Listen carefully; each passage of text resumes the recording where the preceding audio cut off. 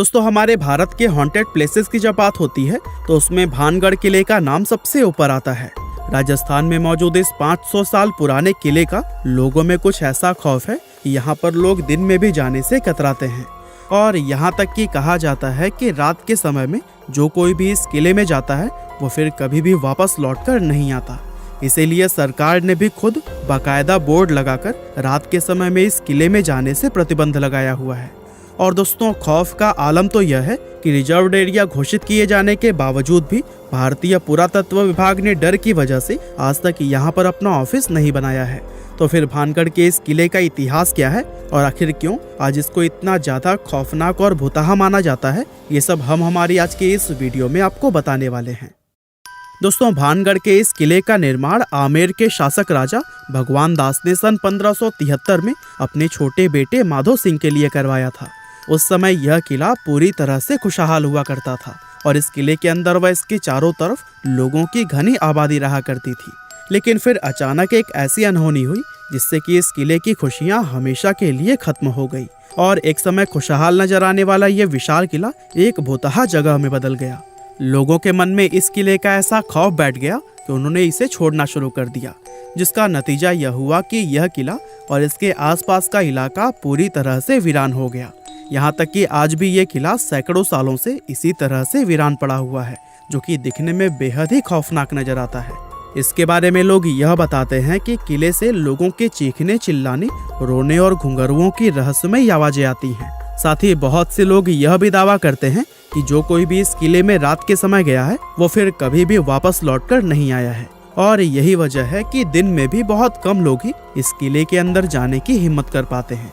अब ऐसे में ये सवाल तो मन में जरूर आता है कि आखिर इस किले के साथ ऐसा क्या हुआ था कि इसको इस तरह से शापित और भुतहा माना जाने लगा।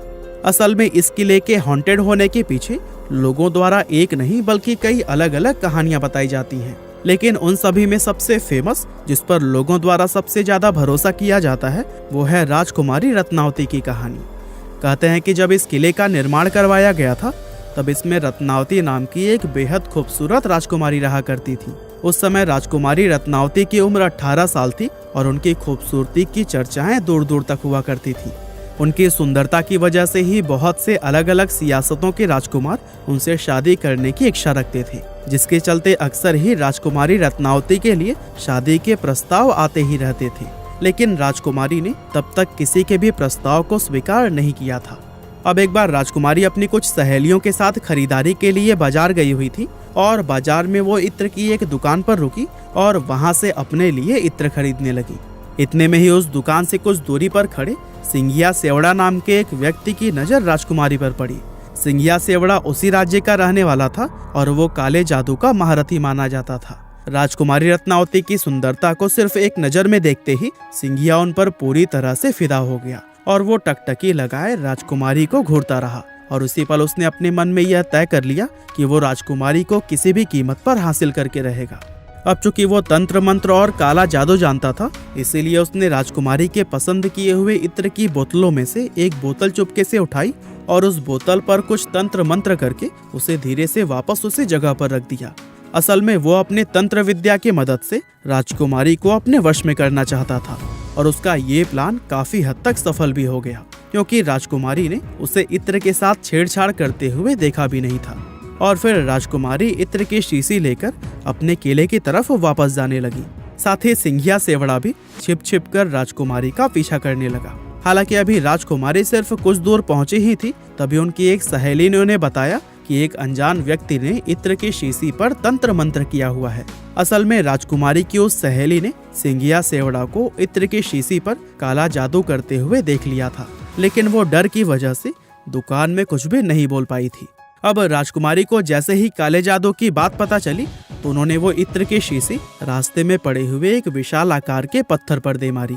पत्थर पर पड़ते ही वो शीशी टूट गई और सारा इत्र उसी पत्थर पर बिखर गया। और दोस्तों इस तरह से इत्र पर किया गया वो काला जादू उस पत्थर में आ गया, जिसके बाद से वो पत्थर खुद ब खुद लुढ़कते हुए सिंघिया सेवड़ा की तरफ बढ़ने लगा। दरअसल सिंघिया ने उस इत्र पर ऐसा जादू किया था कि जो भी कोई उस इत्र को लगाता वो खुद ही उस तांत्रिक सिंघिया की तरफ खींचा चला आता। और चूंकि वो इत्र पत्थर पर लग गया था, इसीलिए वो पत्थर तेजी से उसकी तरफ ही बढ़ने लगा और पत्थर ने लुढ़कते हुए उस तांत्रिक सिंघिया को कुचल दिया, जिससे कि उसकी मौत हो गई। लेकिन मरने से पहले सिंघिया सेवड़ा ने यह शाप दे दिया कि राजकुमारी समेत इस किले में रहने वाले सभी लोग जल्द ही एक दर्दनाक मौत मरेंगे और उनकी आत्माएं हमेशा के लिए इस किले में भटकती रहेंगी। इस हादसे के कुछ ही समय बाद भानगढ़ और उसके करीबी राज्य अजबगढ़ के बीच में एक युद्ध छिड़ गया था। और दोस्तों, अजबगढ़ की सेना बहुत ही ज्यादा शक्तिशाली थी, जिसके चलते उनके सिपाही भानगढ़ के किले में घुस गए और किले में मौजूद हर एक पुरुष, महिला और यहाँ तक कि बच्चों को भी मौत के घाट उतार दिया, जिसमें कि राजकुमारी रत्नावती भी नहीं बच पाई थी। और दोस्तों, कहते हैं कि इस खतरनाक कत्लेआम के बाद से ही यह किला शापित हो गया था और उस नरसंहार में मारे गए मासूम लोगों की आत्माएं किले के अंदर ही भटकने लगी थी।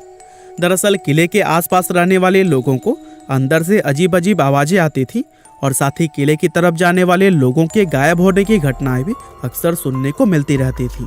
और दोस्तों, इन सभी चीजों के चलते ही किले के आसपास रहने वाले लोगों ने भी अपनी बस्तियां छोड़कर दूसरी जगह पर रहना शुरू कर दिया और देखते ही देखते यह किला और इसके आसपास का इलाका पूरी तरह से वीरान हो गया।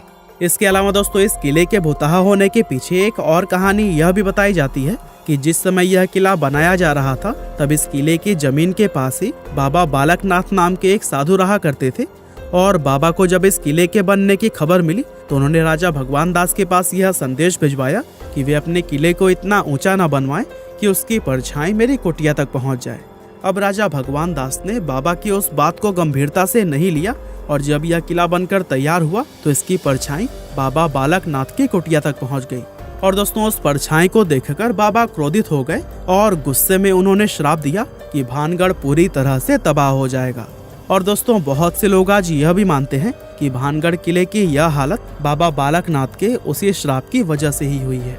इसके अलावा एक कहानी तो यह भी बताई जाती है कि भानगढ़ में एक युद्ध हुआ था, जिसमें कि भानगढ़ के सिपाही पूरी तरह से हार गए थे, लेकिन भानगढ़ के राजा और उनके परिवार के दूसरे लोग अपनी जान बचाकर वहां से भागने में कामयाब रहे। अब चूंकि उन लोगों ने किले के अंदर अपना काफी सारा खजाना छिपाया हुआ था, इसीलिए दुश्मनों से उस खजाने को बचाने के लिए एक झूठ फैलाया गया कि यह किला पूरी तरह से शापित है और अगर कोई व्यक्ति इस किले में जाएगा तो उसकी तुरंत ही मौत हो जाएगी। और दोस्तों, इस तरह से खजाने को बचाने के लिए फैलाई गई यह अफवाह लोगों ने सच मान ली और भानगढ़ का यह किला हमेशा के लिए हॉन्टेड समझा जाने लगा। वैसे वजह चाहे जो भी रही हो, लेकिन इतना जरूर है कि इस किले को भुतहा बनाने में हमारी सरकार का भी काफी हाथ रहा है। दरअसल कानून में भूत, प्रेत, पिशाच और बुरी आत्मा जैसे किसी भी चीज को कोई जगह या फिर मान्यता नहीं दी गई है और आज तक किसी भी कोर्ट ने अपना कोई भी फैसला भूत प्रेत को ध्यान में रखकर नहीं सुनाया है। इसके बावजूद भी सरकार द्वारा किले के बाहर बोर्ड लगाकर उस पर लिखना कि रात में इस किले में जाना मना है और भारतीय पुरातत्व विभाग का यहाँ पर अपना ऑफिस न बनाना, ये सभी चीजें कहीं ना कहीं इस बात की तरफ इशारा करती हैं कि हमारी सरकार भी भूत प्रेत में विश्वास रखती है। और दोस्तों, सोचिए, जब सरकार की तरफ से ही ऐसे कदम उठाए जाएंगे तो फिर जाहिर सी बात है कि आम लोग तो इस किले को सच में ही शापित समझेंगे। वैसे आपको क्या लगता है, ये किला सच में भुतहा है या नहीं? और क्या आप लोग भूत प्रेत आदि में विश्वास रखते हैं? हमें कमेंट करके जरूर बताइएगा। आपका बहुमूल्य समय देने के लिए बहुत बहुत धन्यवाद।